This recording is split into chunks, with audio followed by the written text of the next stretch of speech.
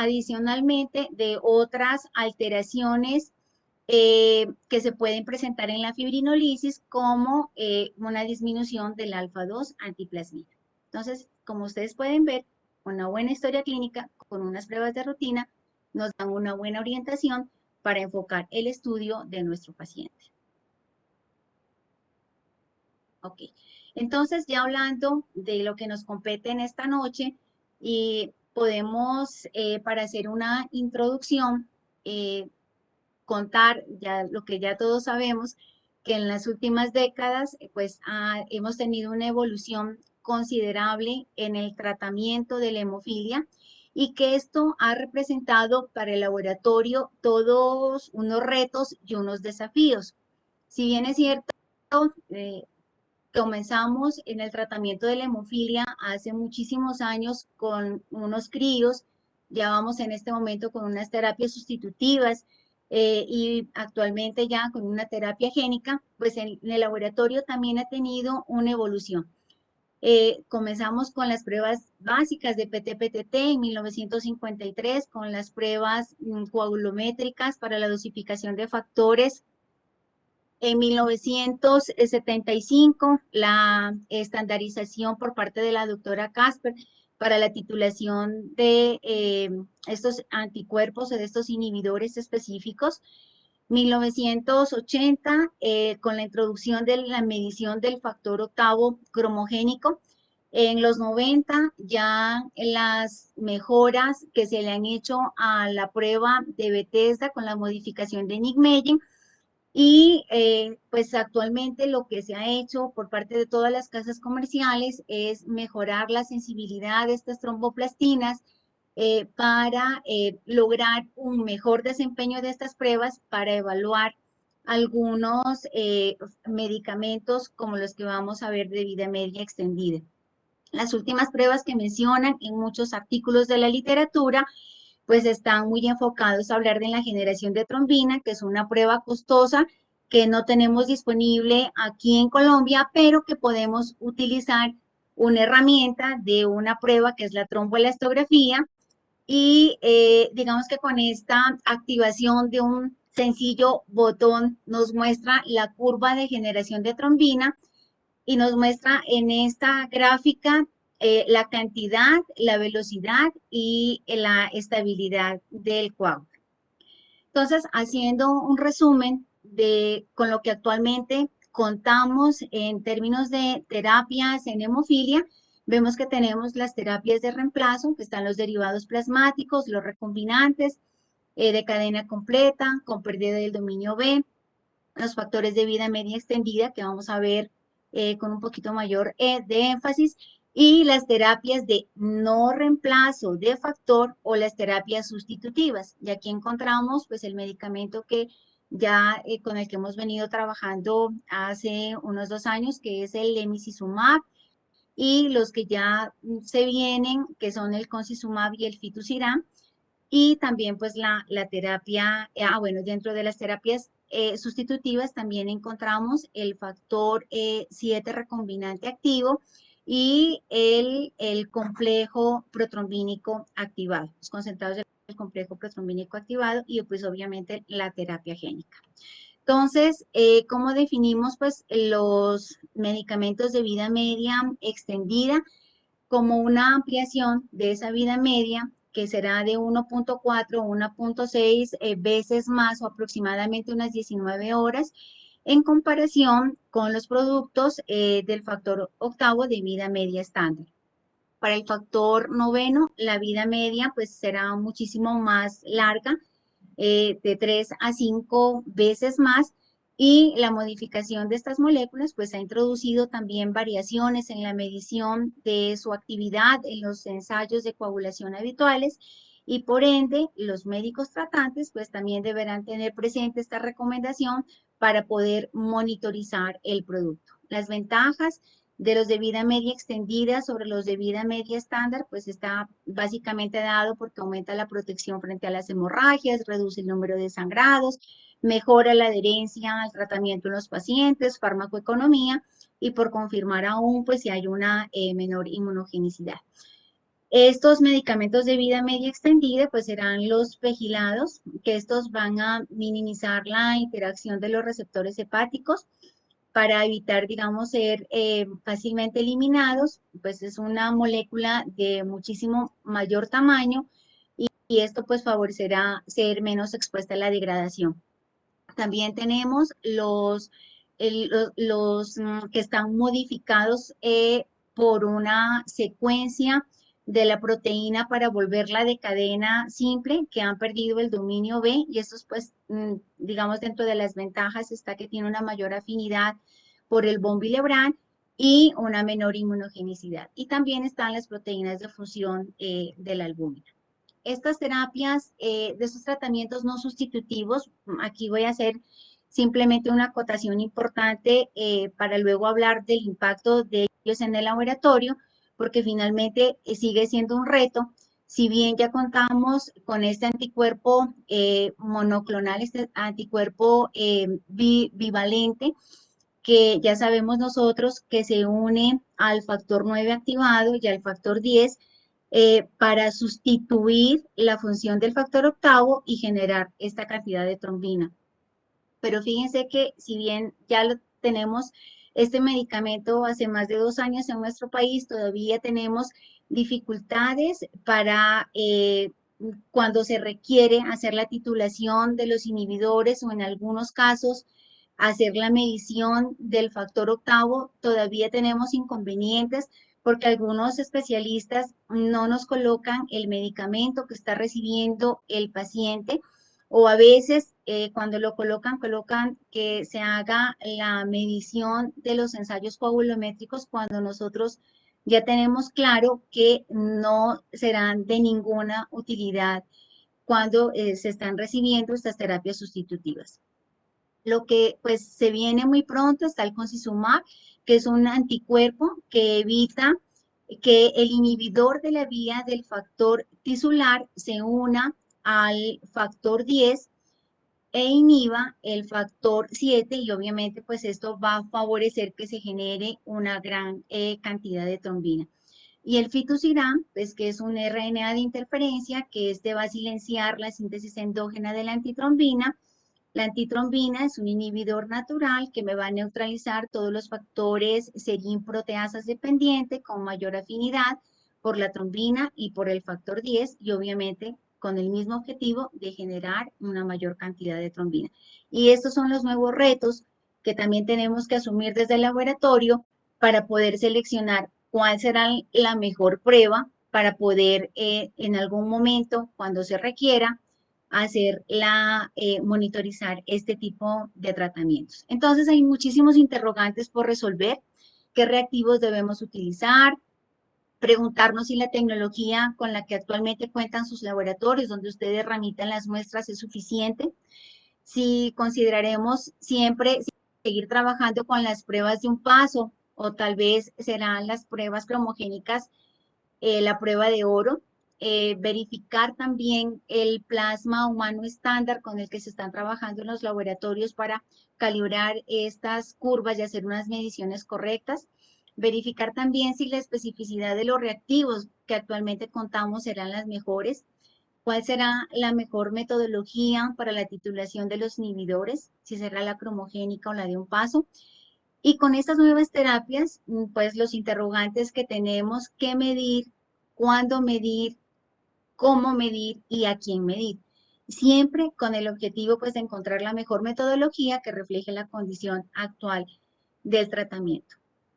Esta diapositiva, pues ustedes ya miran aquí el título, que la verdad pues es muy claro la importancia del el papel que juega el laboratorio para monitorizar estos tratamientos con estos nuevos cambios que hay. Pues yo creo que esta es la gráfica más representativa del artículo que nos muestra que el factor octavo es una terapia de reemplazo efectiva para la hemofilia A, pero que obviamente no nos va a servir cuando este paciente presente altos títulos de anticuerpos. Aquí pues tenemos los picos, los valles en la farmacocinética y en la profilaxis de nuestros pacientes y la forma de aplicación de este medicamento que pues va a ser intravenoso. Acá está el lemicizumab, este anticuerpo monoclonal, pues que es efectivo en el tratamiento de la hemofilia A con y sin inhibidores, pues no tiene picos, no tiene valles, y la aplicación del medicamento pues es subcutánea. Y los otros, pues que ya vienen ahora, el fitusiran, el concizumab, que pues serán efectivos tanto para la hemofilia A como para la hemofilia B, con sin inhibidores, no picos ni valles, y de la misma manera la aplicación será subcutánea. Entonces, les voy a hablar rápidamente de los fundamentos de las pruebas que tenemos para la dosificación de los factores. En el laboratorio contamos con las pruebas cromogénicas y con las pruebas coagulométricas. Una cosa importante es que siempre en el laboratorio tratamos de reemplazar o de hacer in vitro lo que está sucediendo in vivo. Con las pruebas coagulométricas, estas son unas pruebas muy sencillas que básicamente consiste en mezclar el plasma citratado del paciente con un plasma deficiente del factor que yo voy a medir. En este caso, si es el factor octavo, ese plasma deficitario tengo que garantizar que tenga menos de 1 unidad internacional por decilitro, porque ustedes ya saben que por el laboratorio también podemos clasificar la hemofilia en severa cuando es menor o encontramos menos de 1 unidad internacional por decilitro del factor octavo, de 1 a 5 será severa y de 5 a 40 moderada. Entonces, acá, luego de esta mezcla, hacemos un PTT y ese tiempo que se demora en formar el coágulo, se interpola en una curva de calibración. Aquí ven ustedes y la recomendación en los laboratorios es que esta curva tenga más de 6 puntos, ojalá 7, 8, entre más puntos tenga mejor, porque eso nos va a indicar que los resultados que entregaremos serán los más precisos, los más exactos. Adicionalmente, la curva será más estable y otro punto importante es poder escoger y seleccionar la que me permita poder determinar esas deficiencias severas. Y para los cromogénicos, aquí está pues nuestro modelo celular de la coagulación y vemos nosotros que la proteína más importante es la trombina porque esta me activa dentro de todas las funciones que tiene. Aquí mencionaré la que corresponde al tema de hoy, que es la dosificación del factor.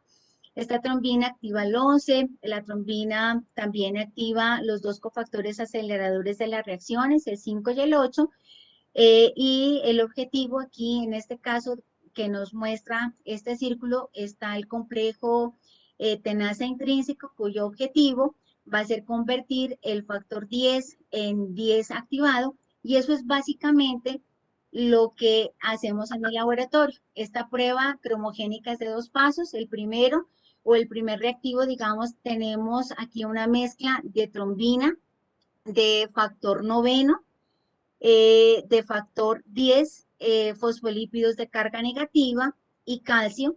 Y lo que vamos a evidenciar cuando mezclamos el plasma citratado del paciente con este reactivo es básicamente poder evidenciar la capacidad que tiene este plasma de convertir este 10 en 10 activado, y este 10 activado se va a unir a unos, que sería el reactivo 2, el paso 2, a unos radicales de paranitroanilina, y acorde al color, entre menos color, pues tendré menos factor, y a mayor color, una mayor concentración del factor octavo. Y en estas condiciones podríamos informar la medición de estas proteínas en unidades internacionales por decilitro, que son las recomendaciones de las sociedades internacionales. Acá les traje, bueno, esta diapositiva simplemente para poder mostrar con lo que ya vimos anteriormente, que cuando el paciente está recibiendo esta terapia sustitutiva, la dosificación del factor siempre será cromogénica y cromogénica bovina, porque si hacemos las pruebas de coagulométricas de un paso, y si fuera de eso en alguna ocasión podrían enviar un PTT, pues el PTT de este paciente daría normal y la dosificación del factor octavo por metodología de coagulométrica pues daría unos valores de 300, 400 unidades internacionales del factor. Por lo tanto, la recomendación pues siempre será hacerlo por el método cromogénico bovino y ya vamos a ver también las variaciones que pueden tener estas pruebas. Las limitaciones de las pruebas de un paso son mucho, que hay un listado muy grande, pues porque surgen, digamos, estas limitaciones surgen de las diferencias entre las múltiples marcas de los reactivos. Tenemos más de 60 TTPs en el mercado, entonces calculen ustedes. Eh, Estos reactivos de PTT tienen diferentes activadores, diferentes concentraciones de fosfolípidos, de diferente origen, de diferente calidad, y esto les va a aumentar o disminuir la sensibilidad. Estas pruebas, pues adicionalmente, son muy susceptibles a errores de fase preanalítica, que a veces es muy difícil poder manejar este tipo de variables en los laboratorios. Eh, mm, pues estas pruebas adicionalmente tienen interferencias con algunos inhibidores inespecíficos como el anticoagulante lúpico. Los resultados, digamos que a veces con las pruebas de un paso pueden ser un poco confiables en los hemofílicos leves, porque son aquellos pacientes que tienen una manifestación clínica clara de sangrado, pero que cuando se hacen estas pruebas de TP, TTP o se dosifica el factor octavo por las pruebas de un paso pueden dar normales, y que con metodologías más sensibles, obviamente que esto también tiene que ver con algún tipo de mutación, podemos encontrar valores disminuidos cuando las hacemos por la metodología cromogénica. Importante lo que ya les había dicho en el laboratorio, adicionalmente garantizar que el plasma deficitario sea menor de 1 unidad internacional por decilitro y que también este plasma pueda contener una cantidad suficiente de von Willebrand. Los reactivos pues de PTT ampliamente utilizados, pero no todos sirven para lo mismo. Pueden mostrar alguna sensibilidad subóptima que en algún momento podrá, digamos, tomar unas conductas que no serán las apropiadas. Y pues esto también va de la mano, obviamente, de los productos octavo y noveno recombinantes. Por otro lado, otra limitación que también es importante considerar, y es la poca experticia que algunos profesionales puedan tener cuando están realizando estas pruebas, el manejo inadecuado en su sistema de gestión de calidad, de un control interno,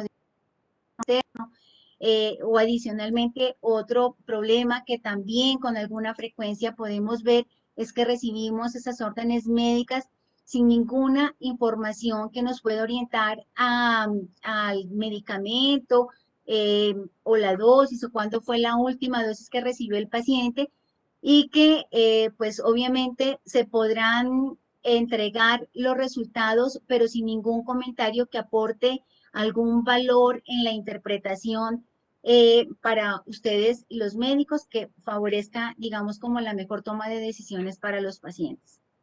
Y otra recomendación es que se utilicen pues plasmas humanos estándar que permitan armonizar los resultados. Esto quiere decir que haya una trazabilidad a un patrón de referencia de la OMS para poder informar en las dosificaciones de los factores en unidades internacionales por decilitro y no en porcentajes.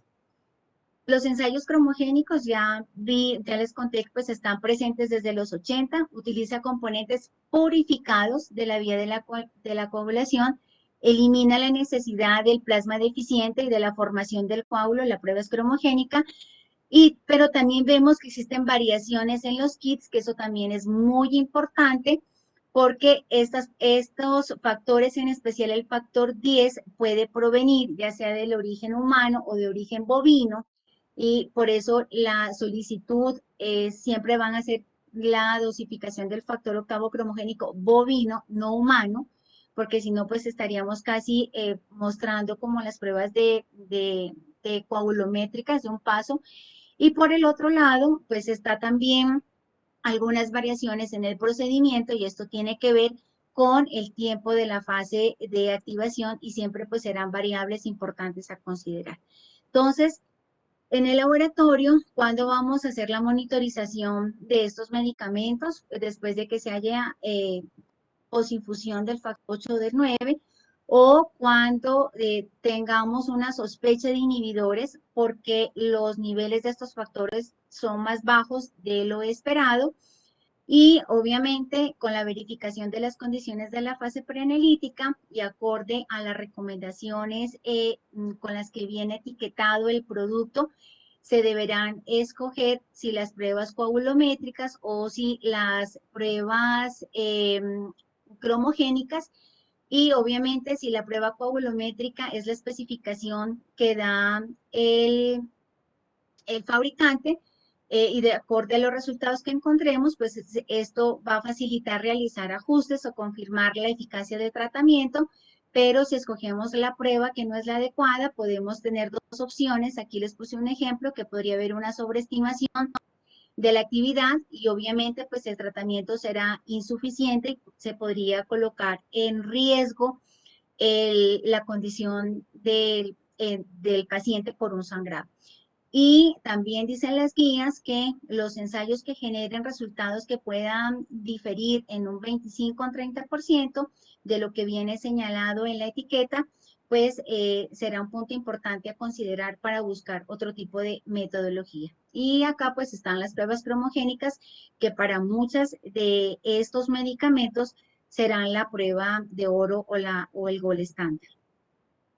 Entonces, acá artículo que está publicado en el Journal Trombosis Hemostasia de junio de este año, que me pareció importante porque habla sobre las consideraciones sobre las discrepancias en los ensayos de actividad en los productos del factor octavo del factor noveno, y da unas recomendaciones y unos puntos importantes que les quiero compartir, y es que pues la dosificación correcta de estos productos es fundamental para lograr niveles del factor que pueden mantener eficazmente la hemostasia y prevenir la trombosis, que es poco común, pero que puede ser potencialmente devastadora cuando se administra un producto en exceso.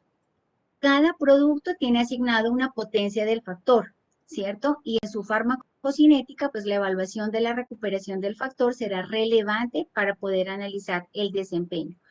Puntos críticos para reducir la variabilidad intra e interensayo y comparar los niveles de la actividad de los factores entre los diferentes laboratorios, siguiendo los estándares internacionales. Importante tener en cuenta, pues y en estas condiciones los resultados siempre se deberán expresar en unidades internacionales.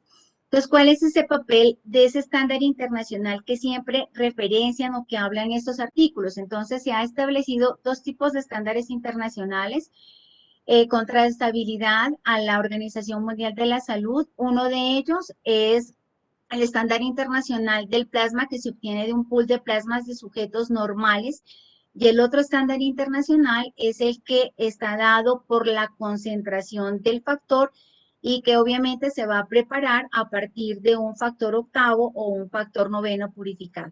Las actividades de estos factores están expresadas en unidades internacionales, y una unidad internacional se define como la cantidad de actividad del factor encontrada en un mililitro de plasma normal. ¿Por qué se asigna esta potencia al factor? Porque los estándares internacionales para los concentrados del factor pues se desarrollaron para mejorar la precisión y la confiabilidad de las asignaciones de potencia de estos factores purificados. Aquí en esta tabla, que está un poco más actualizada de la que encontramos en las guías de la tercera edición de la Federación Mundial de Hemofilia, y me pareció más completa, por eso se las quiero compartir. Nos muestra la situación actual, los productos comerciales y las recomendaciones de las metodologías. Entonces acá está, digamos, el nombre del medicamento. Aquí está el producto, el nombre comercial, la compañía que lo desarrolla, y acá nos muestra cuál es el origen de ese factor, si es recombinante, si es recombinante pegilado, si es recombinante con pérdida del dominio B de una sola cadena, y nos muestra, digamos, lo que yo les decía, que viene etiquetado con base en los estándares internacionales que habla de la potencia que tiene este producto. Aquí entonces esta OC significa las pruebas coagulométricas de un paso, y acá las que dicen CS son los sustratos cromogénicos, y acá en esta columna final están las recomendaciones de los ensayos de laboratorio, que si bien pueden ser las pruebas de un paso, también para algunos de ellos podrían ser las cromogénicas, pero es importante considerar, como lo vamos a ver más adelante, que no todas las pruebas coagulométricas se pueden referenciar para todos los productos. Aquí están para el factor noveno y la hemofilia B, que yo creo que es lo que menos problema tiene, porque actualmente, o por lo menos en nuestro país, todavía no se tiene la licencia prima para el factor noveno cromogénico. Y aquí vemos pues que también hay una, todos coinciden con que se deba hacer la medición o el seguimiento con las pruebas coagulométricas, pero pues obviamente siguiendo las recomendaciones etiquetadas por manufactura.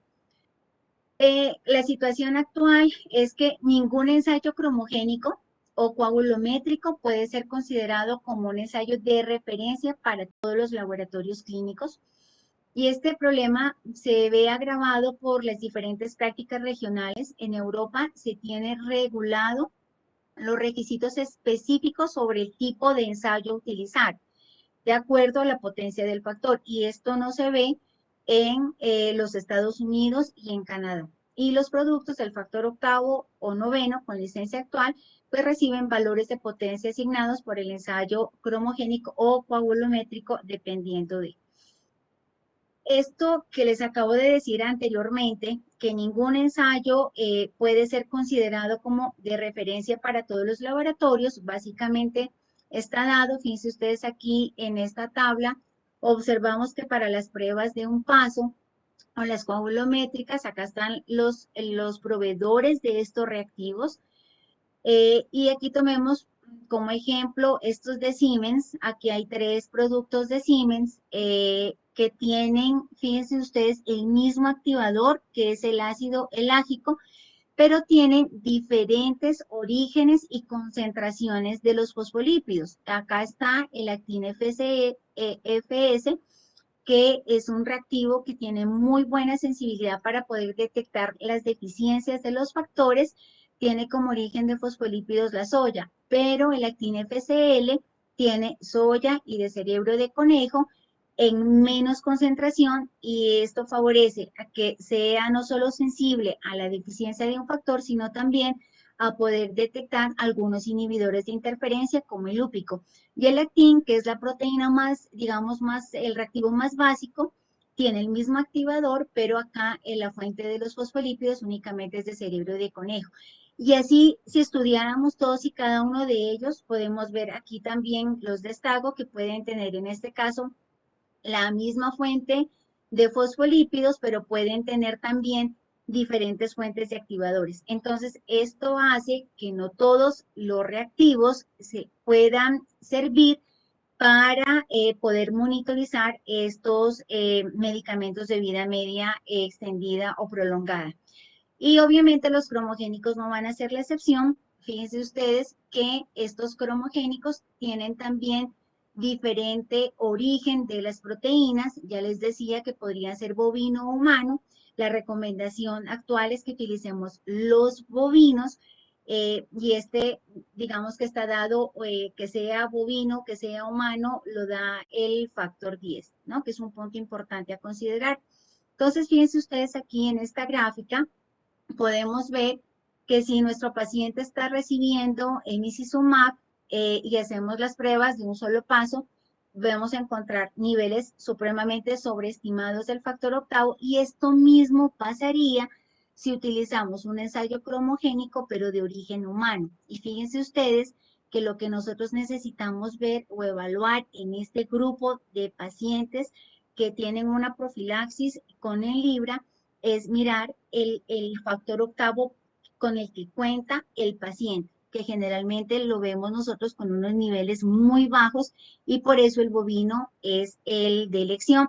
Es importante cuando ustedes revisen la literatura, porque en algunos estudios, para algunas cosas que quieren mostrar los autores, han escogido los cromogénicos humanos, ¿no? Entonces, vamos a las recomendaciones de la federación. Entonces, dice que para monitorizar estas terapias de reemplazo con concentrados de factor octavo noveno, pues se recomienda que los laboratorios utilicen estos ensayos que hayan sido validados para su uso con el concentrado específico utilizado para el tratamiento.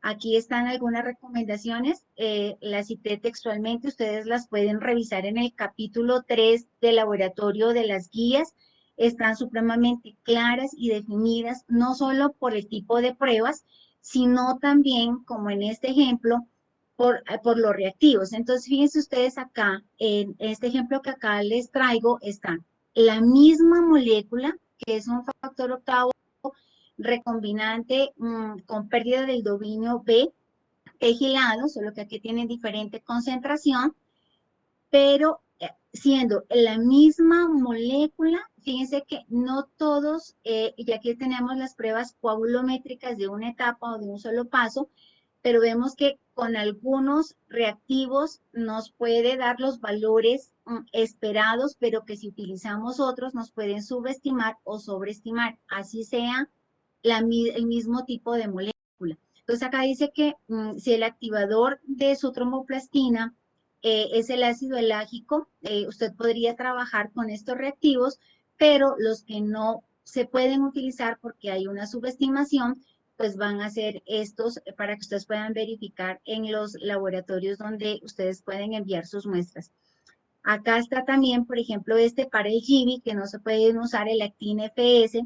Fíjense ustedes que yo les había contado que este es un reactivo muy bueno para poder determinar en el diagnóstico el déficit del factor octavo, pero que fíjense que para monitorizar sus pacientes que están recibiendo este factor octavo de vida media extendida no se puede utilizar porque hay una sobreestimación. Y aquí estos que tienen una muy baja concentración en fosfolípidos, pues van a subestimar el valor de la concentración real que puede tener el medicamento.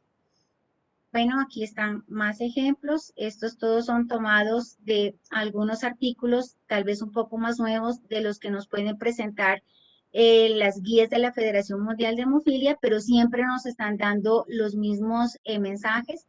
Aquí hay algo bien importante con este medicamento que es el Afstila, que nos dice que se puede utilizar, que si usted en el laboratorio puede monitorizar este tipo de medicamento con las pruebas de un paso, va a haber una subestimación de aproximadamente el 45 o el 50%, y que por eso usted podría multiplicarlo por 2 para dar el valor real o utilizar las pruebas cromogénicas. No tengo experiencia, yo personalmente, sí en los laboratorios donde ustedes mandan sus pruebas se pueden hacer las cromogénicas, consideraría que es más pertinente y la recomendación ideal hasta pues que se puedan hacer un estudio donde efectivamente no se pueda poner en riesgo el seguimiento del paciente.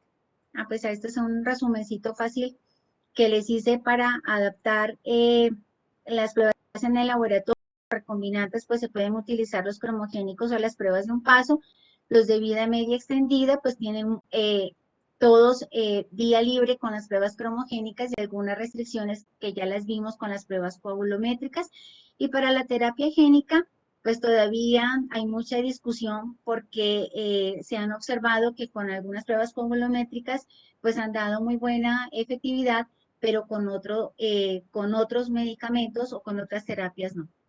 Y ya para terminar, pues también será importante considerar cuál es la mejor opción para la titulación de los inhibidores, siempre partiendo de la metodología, la Nickmeyer Bethesda, que es la más sensible, la que menos, digamos, falsos positivos nos puede presentar, y considerar en qué caso se hacen las cromogénicas o pueden hacerse por las pruebas de un paso para la medición del factor octavo residual.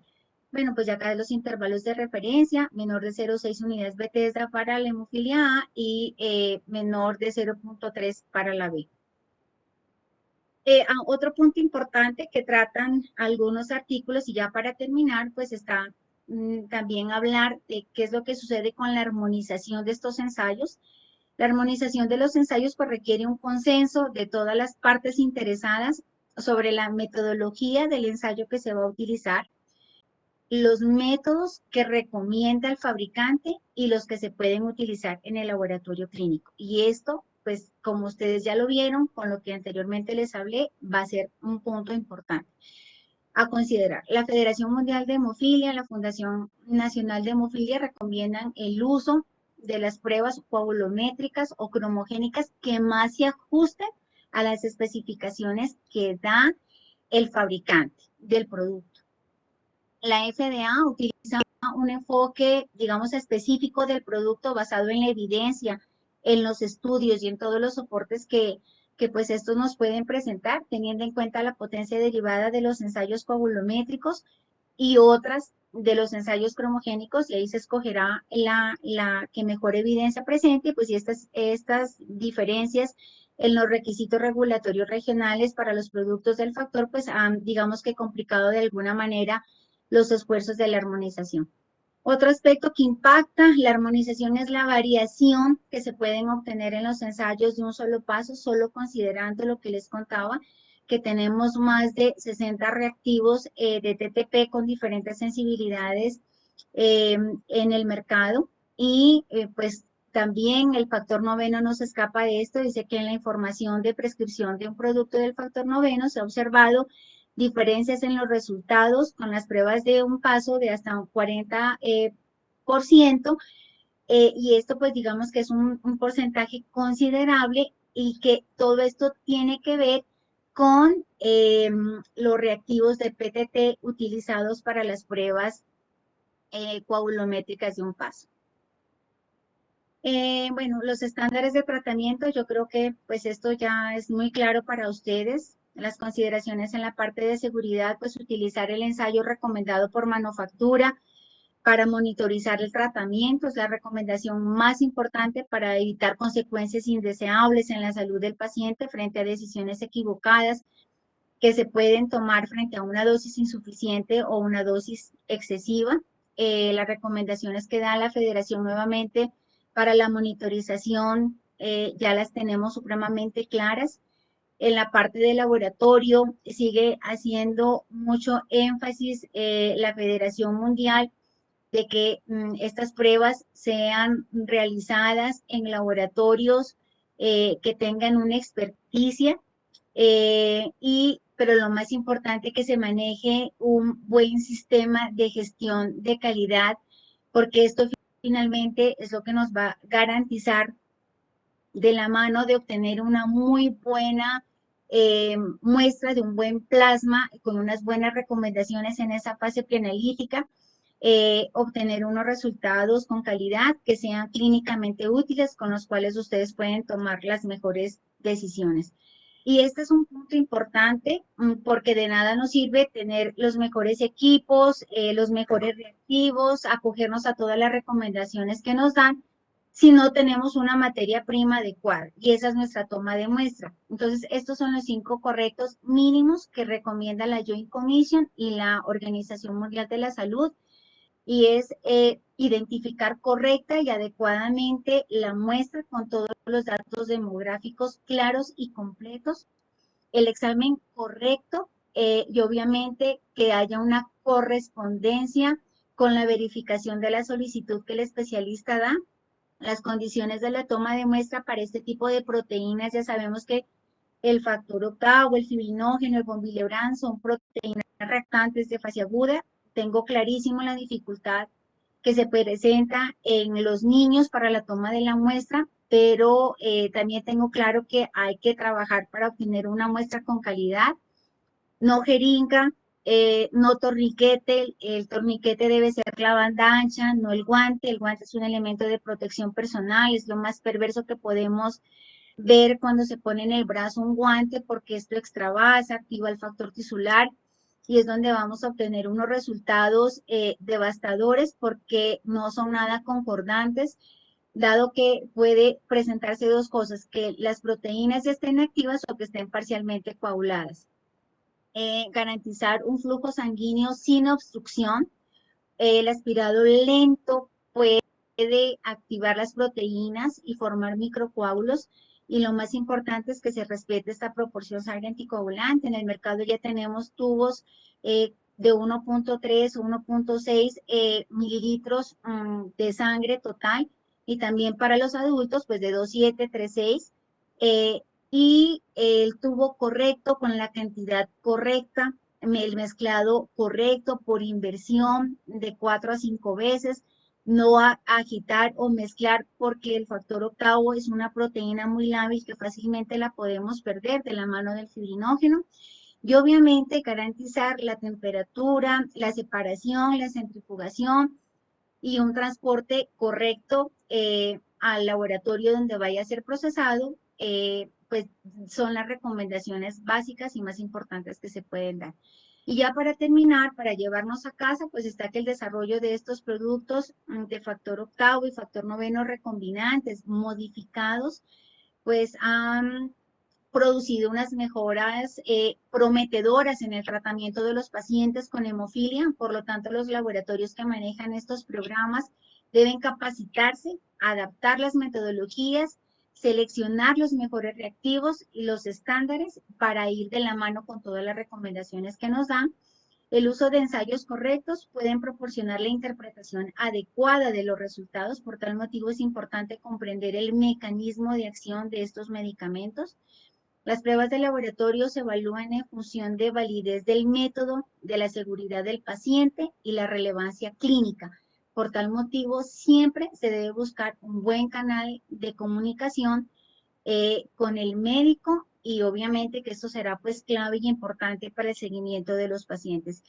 Y se debe trabajar pues en el consenso dentro de la comunidad de hemofilia para apoyar el etiquetado de estos nuevos productos del factor que vienen expresados en unidades internacionales, para mantener y orientar la mejor conducta para el médico, el mejor entendimiento para el paciente y la mejor orientación para el laboratorio.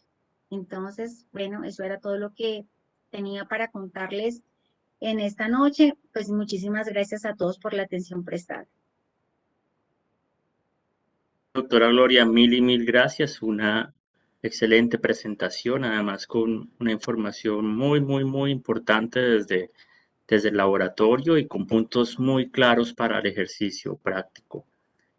Existe una pregunta del doctor Heidermar. ¿Podemos abrir su micrófono? Ay, que sea fácil. Hola, doctora Gloria, buenas noches, ¿cómo le va? Excelente Muy su bien, muchas presentación. gracias. Muchas Doc, gracias. quería comentarle, tengo un pacientito de 3 años, de 3 meses de edad, que tiene un coágulo intracardíaco. Nosotros lo estamos tratando con heparina de bajo peso molecular. Le hemos hecho los controles en múltiples ocasiones y siempre, independiente a que se toma en un tubo citratado, independiente a que se toma 4 horas posterior el antifactor 10 activado, siempre sale subóptimo. Entonces, quería saber su opinión al respecto, porque es que ya se lo hemos tomado en 4 ocasiones y siempre sale subóptimo. Bueno, ahí lo que yo podría, ya como usted me ha comentado que hemos tomado la muestra apropiada, en el tiempo apropiado, yo creía que la mejor recomendación sería hacerle una medición de la antitrombina, porque en muchas oportunidades, por más heparina que le coloquemos, si no tenemos unos niveles adecuados de antitrombina, pues obviamente nunca vamos a alcanzar digamos, el nivel adecuado de anticoagulación. Esa sería la recomendación que podría dar. Yo no sé, doctor Ardila, si tiene otro comentario adicional, porque eso ya lo hemos visto, Y no, de acuerdo con la doctora Ramos, la mejor alternativa. la Me- medición de la antitrombina funcional. Tal cual. Me hacen otra pregunta acá acerca de qué tan frecuente es encontrar discordancias entre las pruebas coagulométricas y las pruebas cromogénicas. Para diagnóstico, para diagnóstico. Y supongo debe ser para el diagnóstico. La pregunta está abierta. Sí, yo creería que es para diagnóstico, ¿no? Porque si es para monitorizar, digamos, estos productos de vida media extendida, yo creo que ya nos quedó a todos claro, pero para el diagnóstico, digamos que están dadas básicamente, o las discrepancias que podríamos encontrar están en los pacientes hemofílicos leves, en esos pacientes que tienen esos niveles que casi se acercan a lo normal. Veamos nosotros que esta proteína reactante de fase aguda, pero que también vemos que en muchas oportunidades mi paciente tiene esta clínica de sangrado evidente, y cuando se mandan a hacer las pruebas de PT y PTT están normales, y la dosificación también. Esto se puede deber, uno, bueno, a la consideración de esta proteína que es reactante de fase aguda, pero la otra es que existen algunas mutaciones que pueden interferir con la metodología de la prueba. Y esto va en términos del tiempo de incubación, y que en algunos puntos, digamos, claros de la prueba se pueda ocurrir o podamos ver, digamos, como este fenotipo en poder encontrar niveles altos por las pruebas coagulométricas y disminuidos por las pruebas cromogénicas. Fíjense ustedes que en las pruebas cromogénicas adicional yo no voy a tener interferencia de un posible inhibidor de interferencia tipo lúpico, de parinoide o de un PDF, ni tampoco voy a tener interferencias de otras, podríamos decir, ruidos que nos puedan hacer otras proteínas, porque en la cromogénica, básicamente, yo lo único que yo le estoy colocando todos los reactivos, y lo único que yo estoy tomando del plasma de ese paciente es ese factor octavo que me va a permitir convertir el 10 en 10 activado. Entonces yo no tengo interferencias de absolutamente nada más. Eso también le puede dar pues la mayor sensibilidad a esta prueba, y por eso se considera un gol estándar en el laboratorio en estos casos. Vale, muchas gracias. Sí, y yo creo que allí complementariamente existen algunos reportes también desde los análisis genéticos en las bases de datos, en los que ciertas mutaciones puntuales sí están asociadas con discordancias entre una y otra prueba. Y en menos porcentaje, porque también podríamos encontrar pacientes que dan normales con la cromogénica y disminuidos también con la coagulométrica. Exactamente. Bueno, doctora, esperamos que esta charla haya sido muy útil para todos ustedes. Recuerden de seguirnos allí en nuestra página www.poema.org, en nuestras redes sociales para ver la programación de las siguientes conferencias. Y bueno, pues nuevamente le agradecemos a la doctora Ramos por su fabulosa intervención, por todos esos consejos prácticos para el ejercicio clínico, y a todos ustedes por la presencia. Los invitamos a seguirnos en nuestra página, nuevamente en nuestras redes sociales, y agradecemos al patrocinador de la sesión de hoy, que es el Laboratorio Novo Nordisk también, y a todos ustedes por su asistencia. Muchas, muchas gracias, doctora. Bueno, un abrazo para todos, feliz noche y hasta otra próxima oportunidad. Que estén muy bien. Hasta luego.